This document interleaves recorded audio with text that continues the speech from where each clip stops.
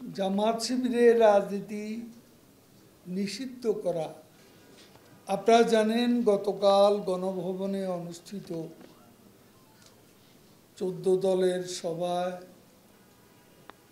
জামাত শিবিরের রাজনীতি নিষিদ্ধ করার বিষয়ে সর্বসম্মত সিদ্ধান্ত, যা আমরা গত রাতেই গণমাধ্যমকে গণভবন গেট থেকে অবহিত করেছি। জামাত শিবিরের রাজনীতি নিষিদ্ধ করা দীর্ঘদিন থেকে বিভিন্ন রাজনৈতিক দল, সামাজিক সংগঠন, মুক্তিযোদ্ধা, নাগরিক সমাজ দাবি করে আসছে। শহীদ জননী জাহানারা ইমামের নেতৃত্বে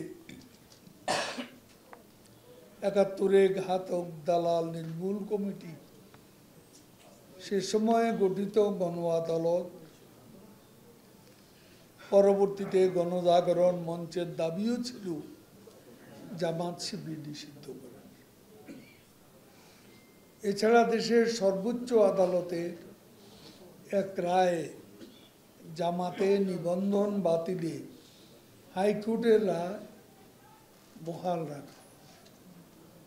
আপনারা জানেন বাংলাদেশের গণপ্রতিনিধিত্ব আইন অনুযায়ী রাজনৈতিক দল হিসেবে নির্বাচন কমিশনের নিবন্ধন না থাকলে কোনো রাজনৈতিক দল নির্বাচনে অংশ নিতে পারবে না।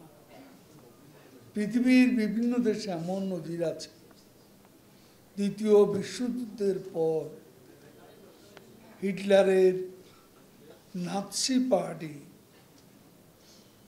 রাজনীতি করতে পারে না জার্মানিতে।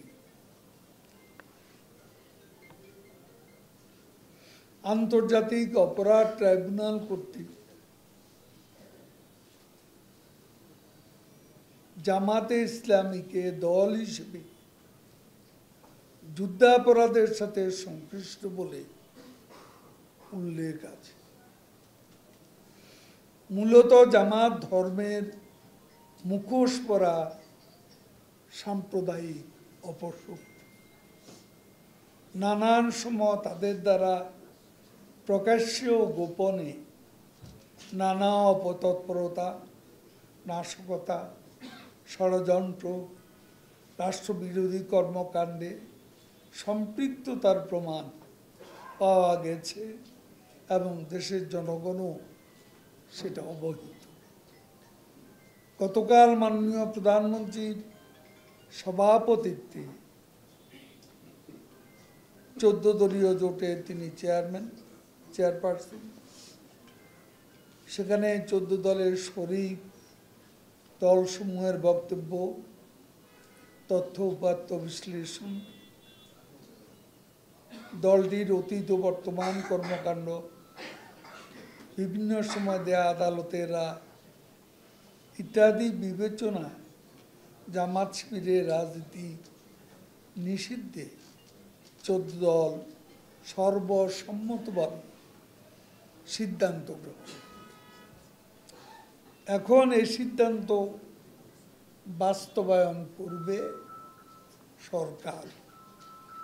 আর বাস্তবায়নের প্রক্রিয়া কি হবে তার আইনগত দিকে দেখে শুনে সরকার শিগগিরই পরবর্তী পদক্ষেপ নেবে।